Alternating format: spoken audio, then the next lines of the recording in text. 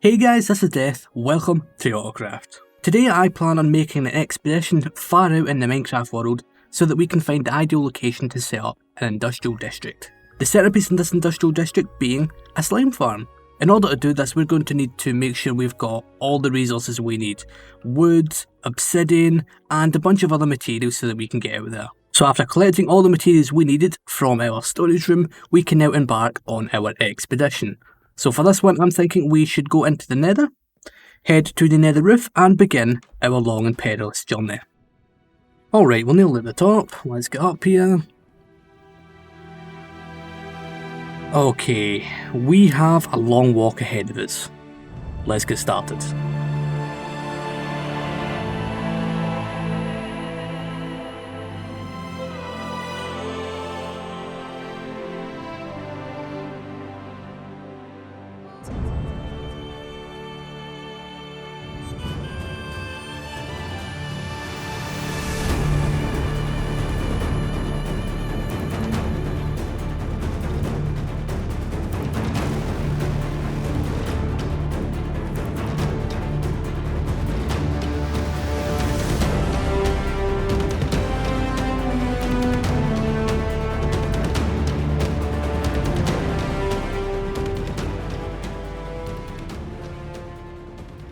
Alright, we've approached the outer limit of the current nether system. This is my portal to my villager area. We still have a long ways to go, so let's get to it.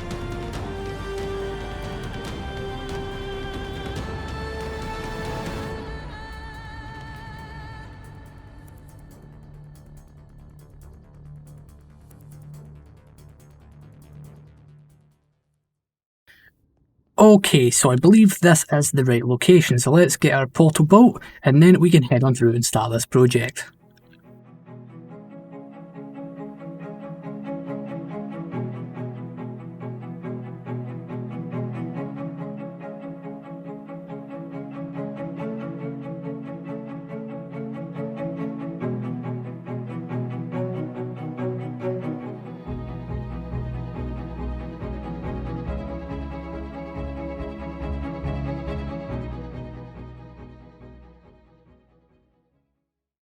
Okay, so it just came through and...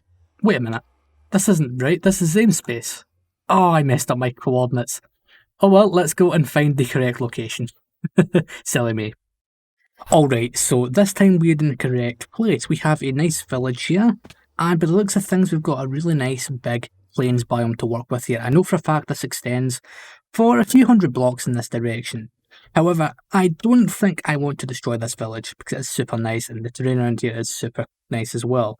Alright, so I've just arrived in the area and yeah, this does look perfect. We'll have to terraform this hill because it is a bit big. But if I'm right, there should be a few slime chunks around here, which is perfect. So what we need to do is we need to get our beacon in place, we need to get a few chests, and I think it's now time we actually start excavating this slime chunk because I want this farm done super fast. I have a dire need of slime balls, so let's get right to it.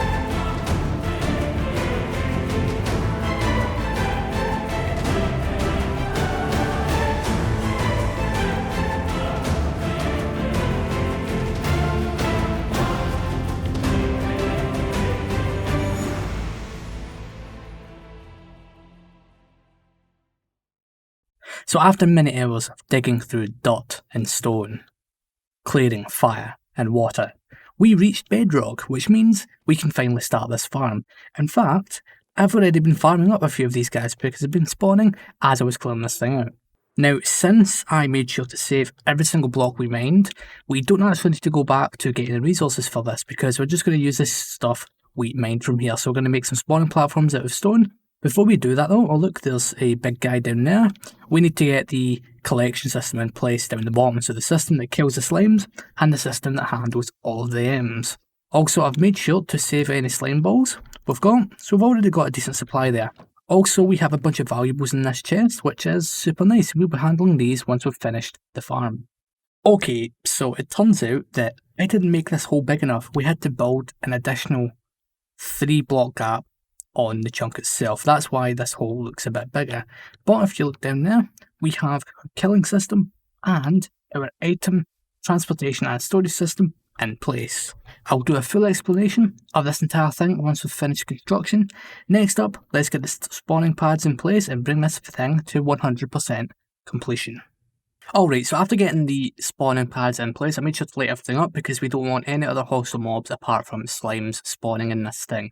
And I've got to say, this is working like a charm. If we go and check our drops real quick, we now have over a double chest of slime, which is super nice. Also, we've got this slime over here from before we started this. So yeah, our supply is now fairly decent. Now, I think is a good time to explain how this farm works in every exquisite detail. So for this one, I think we should start at the bottom here. We've got some drops that didn't quite make it through, but that's fine. So basically, if we look at our Y level, we are at Y6-ish. Because obviously we've got bedrock down here. We could have removed bedrock to make this even more efficient, but I really didn't see the need in that. So we've got spawning layers, which are, there's 2.5 blocks between these because these are slabs. So each layer makes use of top slabs. So the large slimes can still spawn in a 2.5 block space, and it's just more effective doing it this way. So I've got all these levels of spawning platforms going all the way up to Y30 or just below Y30. You can make this farm go all the way to Y40 because below Y40 is where slimes spawn, but that will impact the rates of this thing, which I'm trying to avoid as much as possible. I do plan on building on top of it, which will impact the efficiency of this farm, but that isn't really a concern right now. So I've got all those spawning platforms, and if you can look really close here, we have string.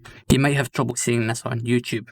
The string here basically improves the chances of pack spawns happening. That's what this stuff does. But yeah, we've got the water streams down here. These water streams both damage the slime and move the slime along towards the central kill areas. These lava blades deal with the large guys, and then the magma blocks deal with all of the other different types. Because we're forcing the water into chests here, it means we can send the items through into this dropper and then send them through into this water stream. This water stream goes around this entire farm, links up with another system here, goes all the way through and then links up with an item elevator, taking all of our stuff up to the surface. Now, I built this farm once before in Season 1, so if you want to check that stuff out for a better explanation, I'd recommend you do that. I'm also going to leave a link to the video Nembon did on the subject, because this is where I got the farm from. Nembon, he's really good at this technical stuff, so make sure you go and check him out. Now, as you know, we saved all the resources we got from this thing. The main valuables here for me are the diamonds, which I'm going to take them out, and the copper, because Splash needs copper for a few of our builds. So what we're going to do is we're going to fortune this stuff up, get it all smelted, and then we're going to go and drop it off at her area, because she's going to be needing it for stuff she's doing in the near future. So we've come over to Splash's starter area below the mountains because we now have a stack and 6 of copper blocks. Let's put these in a nice chest and leave a little sign so that she knows who they came from. Awesome, there we go. Have fun with that, Splash. Alright, so next up we have these diamonds we need to fortune up. So before we fortune them, we have 14. I wonder how much we're going to be left with. That left us with 30 diamonds. That is very nice. Also, if you look in our ender chest, our diamond supply is quite good now. We got a block of diamonds here because I actually sold some iron. So we need to actually build the iron shop fairly soon. But you know what? I'm happy with this. It means I won't need to go mining ever again.